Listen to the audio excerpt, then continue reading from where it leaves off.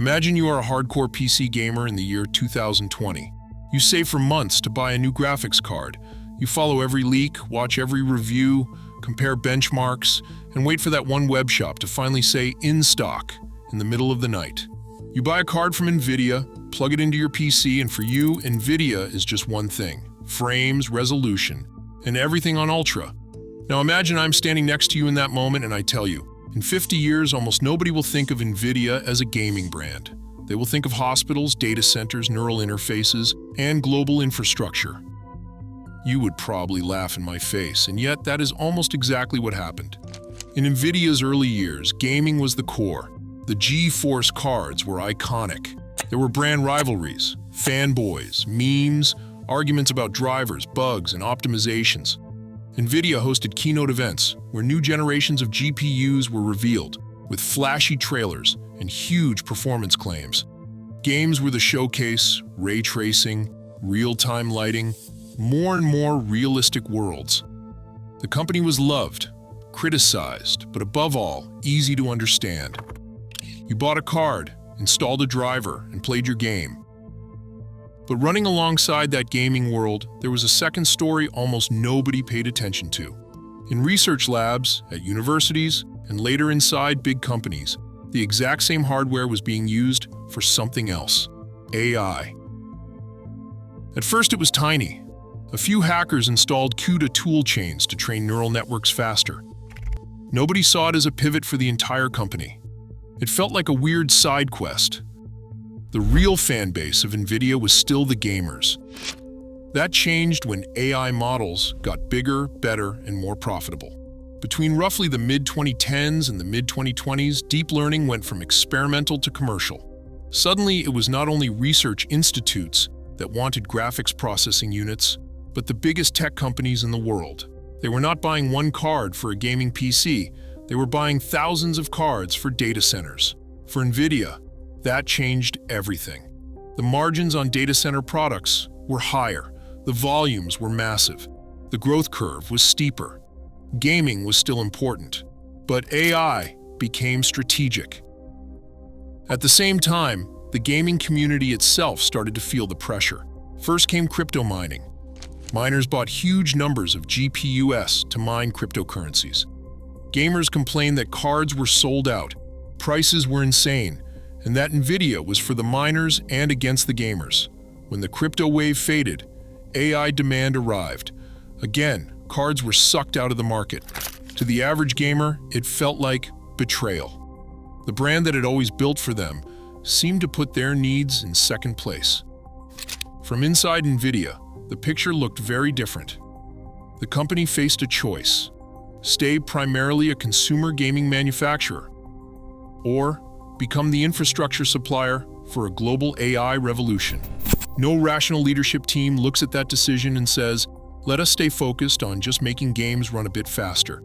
Gaming stayed important as a test bed, as branding, and as a revenue stream. But the big strategic focus shifted to data centers, AI, enterprise, and eventually full infrastructure.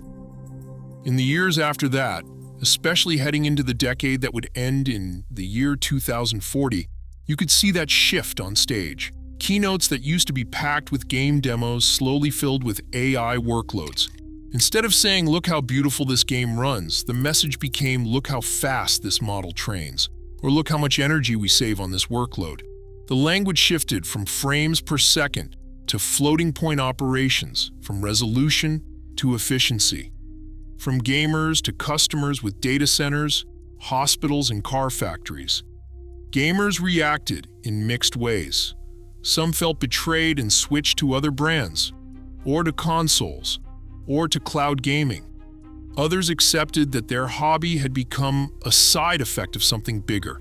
At the same time, a strange kind of bridge formed. The techniques NVIDIA created for AI began to flow back into games. Upscaling, frame generation, latency optimization, smarter anti-aliasing, all of those had AI roots. They made games smoother, sharper, and more responsive. Ironically, gaming got better because of the AI-focused gamers had first seen as a threat. By the time you reach the year 2040, the balance is completely flipped. AI is no longer a byproduct of gaming hardware. Gaming has become a byproduct of AI hardware.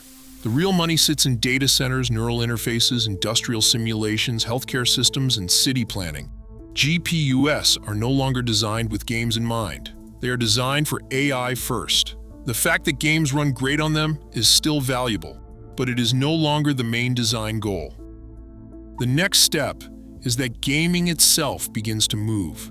Instead of big tower PCs under desks at home, more and more games run in the cloud. The user only needs a thin client, a headset, a screen, a simple device. The real render and simulation workloads live in data centers, again often on NVIDIA infrastructure. For the consumer, the brand becomes less visible. They are no longer buying a specific card, they are paying for access. NVIDIA fades even further into the background. It is no longer a logo on a box, it is a layer in the stack. Looking back from the year 2072, you see a company that was forced to change by its own success. If NVIDIA had stayed focused on gaming alone, it might have remained a beautiful, profitable niche company.